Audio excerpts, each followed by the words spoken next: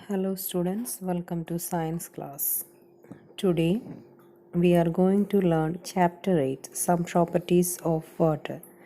All of you take page number 55 with this video. In this chapter we are going to learn the properties of water and different terms solvent, solute and solutions. All of you listen.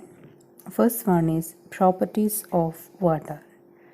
The first property is water is a colorless liquid. Second one is odorless. Odorless means there is no smell.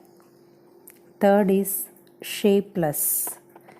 Then another one is water take the shape of the container in which it is kept. Next property is water occupies space and water has a fixed volume. Next we can see one property is water is a universal solvent because it dissolves many things. That means many substances we can dissolve in water. Next we are going to learn three terms: a solvent, a solute and a solution.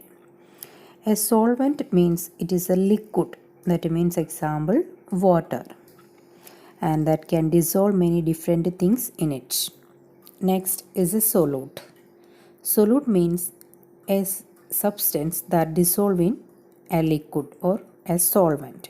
For example, we dissolve sugar into the water, then we can say that sugar is a solute. Next is a solution. A solution is formed when a solute completely dissolves in a solvent. For example, when we dissolve sugar in water, then sugar completely dissolve in water and we get a sugar solution. Okay.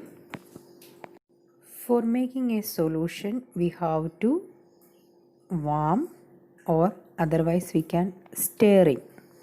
Okay, then we get faster the solution.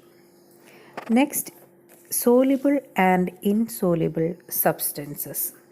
Soluble substances means substance that dissolve in water. Example, salt, sugar, honey, milk powder, soap powder, etc. Next, insoluble substances. Insoluble substances means substances like mud, oil, rice, stone, etc. that do not dissolve in water. Next, objects that float and sink in water. Things that are lighter weight, they are float in water. For example, paper and some plastic materials. Then, next, things that are heavier than water sink in water. And example, a coin, stone, etc.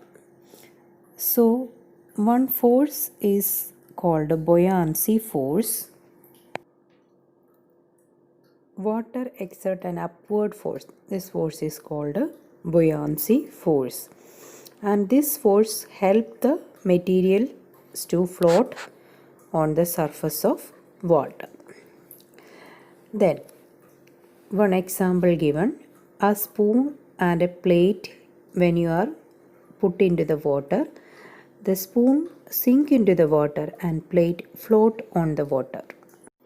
The reason for this, a plate occupies more space, then it pushes more water out of the way. The spoon occupies less space and it push less amount of water from its way. The weight of the pushed water is more than the weight of the plate. The water exerts buoyant force to make the plate float. The weight of the water pushed is less than the weight of the spoon, so the spoon sinks. So in this chapter we have studied water is a wonderful liquid. All of you read this chapter properly.